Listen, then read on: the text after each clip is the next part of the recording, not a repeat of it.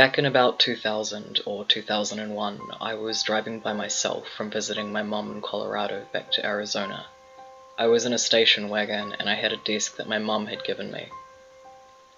I've always been scared driving at night that there is something in my back seat that is going to get me. This might be because of too many scary movies or because my mum's paranoia rubbed off on me. I was in the army and I drove back and forth a lot to visit her. She would get mad at me for sleeping at rest stops or gas stations and tell me someone was going to kidnap me or kill me. But I just didn't want to be bothered with the hassle and expense of a motel most of the time. So I'm driving an empty stretch of highway late at night with no other cars around.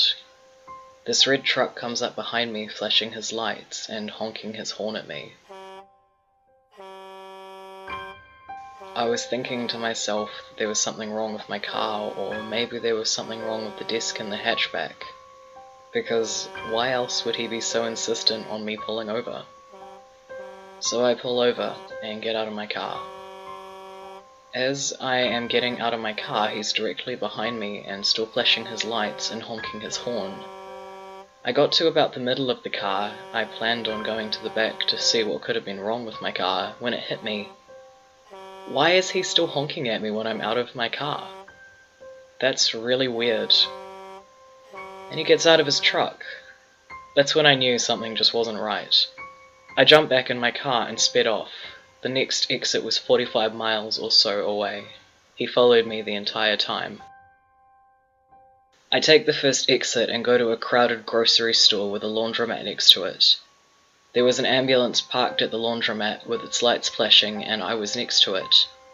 I figured if there was an ambulance then eventually a police officer should come. The man stayed in his truck in the grocery store parking lot watching me the entire time. I was terrified. I waited about an hour and he finally left. After he left, I waited a little longer before continuing my drive back to Arizona. I was paranoid and watchful for any red trucks the entire time. Fast forward about 5 or 6 years. I'm watching Unsolved Mysteries or some similar type crime show with my husband. And what story pops up? One about a man on that exact stretch of highway with a red truck that used those exact tactics to get women to pull over so he could murder them. I am really glad my gut told me something was wrong and to get back in my car and drive.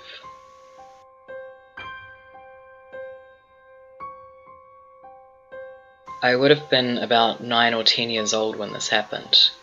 In October of 2006, a mother of 2 kids I went to school with had gone missing on one of the bike paths that ran through our town. Initially the police had suspected it was her husband, but they ended up finding her body a few yards off the bike path. Everything was consistent with 3 murders that had occurred in the 90s on a bike path in a town 15 minutes from mine. They had arrested a man for those murders without conclusive evidence. My story happened about 3 weeks before this woman went missing. My dad and I were walking on the same bike path that goes through my town, behind the high school, and it was only about 5 minutes from my old house. We always came walking up here with our old golden retriever. Off of this bike path was a hill, and sometimes we would go down it and walk along the woods towards a meadow. My dad decided he was going to take my dog down it so she could run down a few times, because she liked doing it, and it would give her some cardio. My dad went down the hill, and for whatever reason I decided to stay up. I'm standing there for a few minutes just looking around when a man with a German Shepherd walks up to me. He starts asking me how I'm doing and if this is my favorite bike path. I answer him, and I was hesitant because I had always been taught stranger danger, but I didn't want to be rude. While he's talking to me, 2 women walk by and he asks if they are my parents. I say no, and he asks me if I would walk with him and his dog for a bit because he liked talking to me. I started getting really nervous and I said no. He kept insisting I come with him. Finally, my 10-year-old head was like, this is enough, and I started screaming bloody murder for my dad, and he runs up with my dog while this guy gives my dad a quick look. As Dad gets to the top of the hill, he starts running away with his dog. I'm crying hysterically while my dad is calming me down and calling 911. One cop who was on duty was near our location. He came to us and had a few guys on the lookout for this man. My best description for them, other than the dog, was that he was a bit taller with a beard and darker features. They never found the guy. Fast forward a few weeks. This woman goes missing. They end up finding her, get a bunch of DNA evidence. Find this guy that lives a few towns away. They match his DNA with the murders from the 90s, and it's the same guy. He killed this woman and those other women. He lived an average life with a wife and children. No one ever suspected him of doing it. The guy they had arrested in the 90s was released and given tons of compensation. When they released the guy's face on the TV, it was none other than the creep who tried to take me with him on the bike path. At the start of the school year, we were introduced to our teachers. All of them seemed like good teachers except for one, Mrs. C. So we went through classes, and for each we got those cheesy beginning of the year introductions. It was quickly clear that her class wouldn't be a normal health class, as evidenced by the fact that during her introduction she went off about how terrible her divorced husband was. So classes started picking up, and her insecurities somehow kept making it into lectures. One day, a few weeks into the school year, she just stopped showing up to class, her job, consistently. Now at this point, everyone was cutting her some slack because she was a single mother, but it just got worse. We would have to do whole units from a workbook with improvised substitutes. It culminated when Mrs. C missed 2 weeks of school for no apparent reason. Most of the class could see her mental deterioration. My friends in class and I started noticing some form of distress from Mrs. C. More and more stuff about her personal life would leak into lectures. Suddenly it came to a head. She suddenly became distant and developed a tough shell around her. She actually started coming to class consistently. She started bringing her kids, which were toddlers, to class. I have a hunch that she started doing this to help justify her inaction to her employers. One day she just sort of broke down in class about how horrible her husband was, not taking equal responsibility for their kids. It was a bad joke at this point. How long would Mrs. C last before being fired? Unluckily for us, it was too long. We just sort of endured lectures from the psychologically unstable woman. Mind you, she was doing a fine job at suppressing traits associated with that around other school employers. One day we came and she wasn't in class, breaking her streak of actually coming. We got our answer of how long she would last. A counsellor walked into the room. Everyone knew what was up. She was gone. What had gone down exactly? She walked into her ex-husband's house on the Sunday before that class period. Her excuse to her ex was to deliver cold medication to her kids. After threatening to call the cops after her home invasion, she locked herself in the bathroom. She called the cops and unlocked the door to the bathroom. She then walked over to her coat, pulled out a gun and opened fire on her ex's girlfriend, killing her.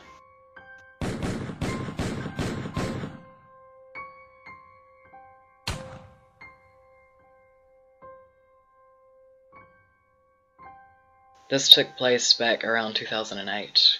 My family and I had just moved to Costa Rica, and we enjoyed spending most of our time at the beach. One beach in particular was near a lovely little river I liked to swim in. It was on this same beach that 9-year-old me found a dead body floating in the ocean. To give a little context, I had been playing on the beach, which we thought was a relatively safe beach, so my parents were further up and away from me. How wrong we were about it being safe. I remember seeing something floating in the water, but I wasn't sure what it was, so I went to investigate. I found a dead man just floating there. Part of his leg had been hacked off. It was obvious he had not drowned. The man had clearly been murdered. Around this time, we had heard about a recent string of murders that had happened both on the Caribbean side of Costa Rica, where we were, and on the Pacific side. The murders had been happening every 6 months, rotating in between both regions of the country. So there was reason to assume this murder had been done by the same person, since it seemed to fit the timeline. As far as I can remember, the details of the murder were never disclosed in any of the local newspapers, only that the man had been a tourist from England. So there was no way for anyone who had not seen the man on the beach to know the specifics of his murder. Eventually the whole thing blew over and we returned to that same beach. I can't quite remember a time frame, but it was definitely within a few months of me finding the dead man that this next part happened. One day I was swimming in the river with my mother when a very strange man popped up out of the water, startling us.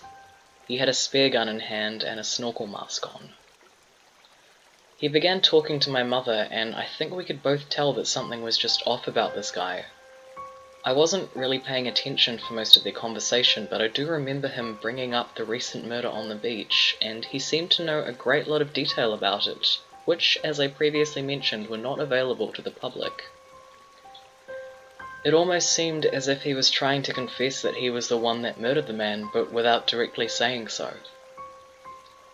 He also talked about how he travelled in between the Caribbean and the Pacific side of Costa Rica, spending half a year in each spot.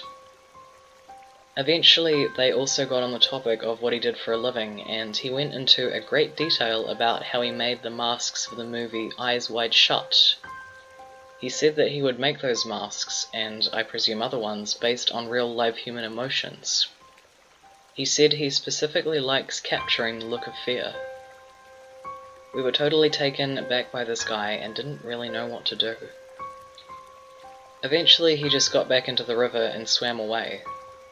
Thankfully we never saw him again. I don't know if this is related or not, but the weird strain of murders suddenly stopped after that.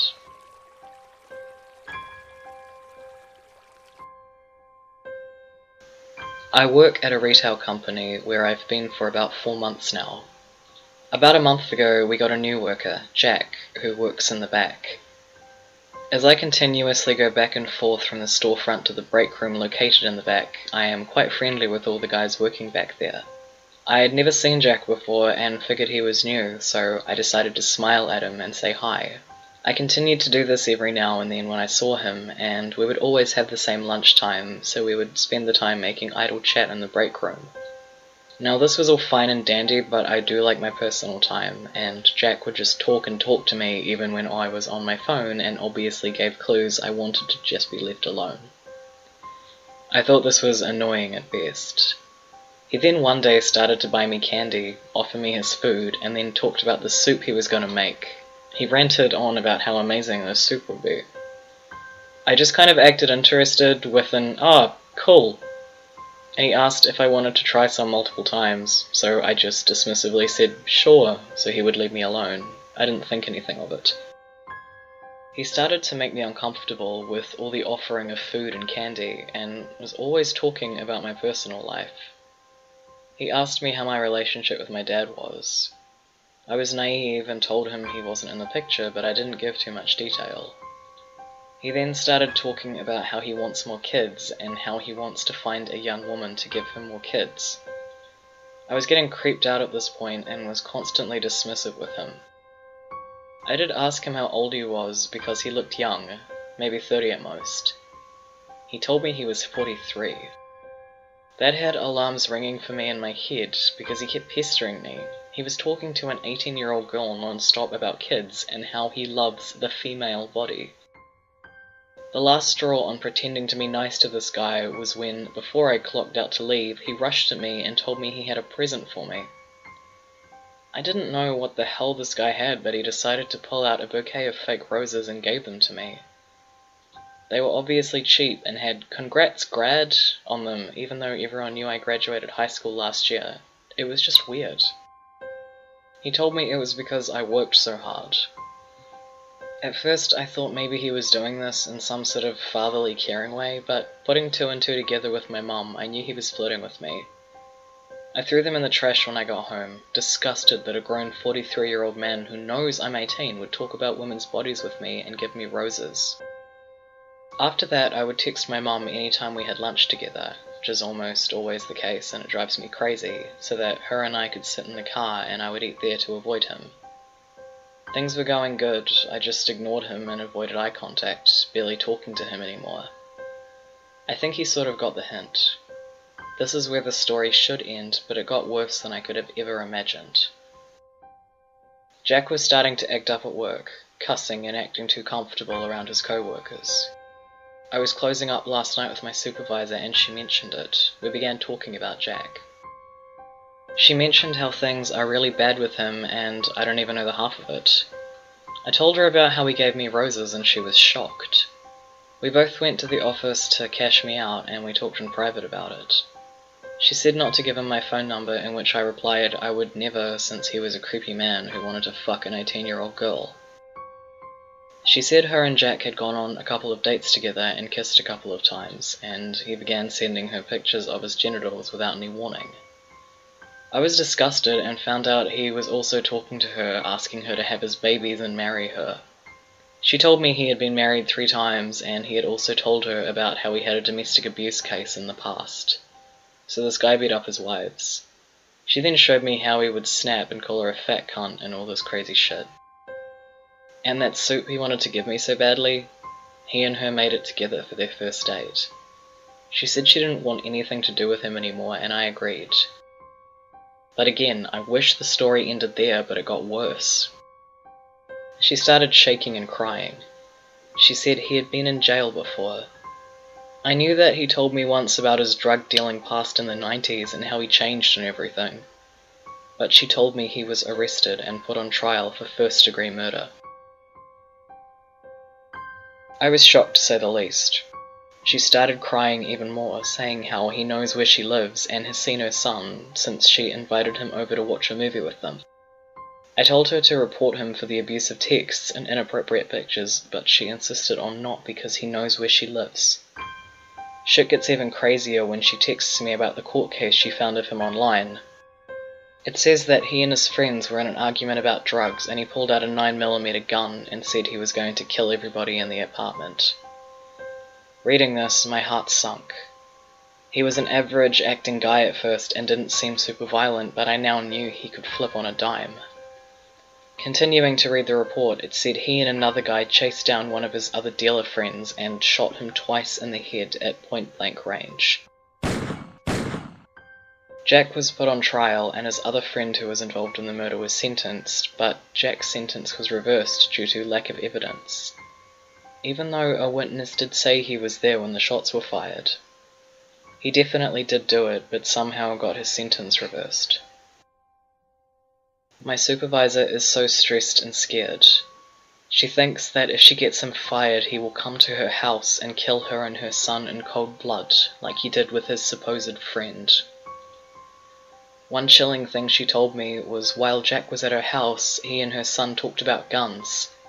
He mentioned how he used to have a 9mm that he loved. I told her I will come with her to our manager and tell her about all of this inappropriate stuff he has been doing. Knowing what I know now about this man, I am scared. He recently told me I was mean. I just laughed it off, but who knows what that guy is thinking. He still has me on his radar of girls he wants to fuck, and it's honestly terrifying. I have been wanting to quit this job for a while since management is shit, and now knowing my manager hired a murderer full well knowing his criminal past, I am out of here. A man who shot another man point-blank range twice in the head gave me flowers and was trying to get me to have kids with him. And one of the worst parts about this is the manager loves Jack. She was even talking about promoting him to supervisor. So I am quitting my job soon. There's too much stress, and I cannot look at that man anymore without feeling legitimate fear and queasiness knowing what he has done. I hope I never have to see him again, because he is so unstable, who knows what he could do.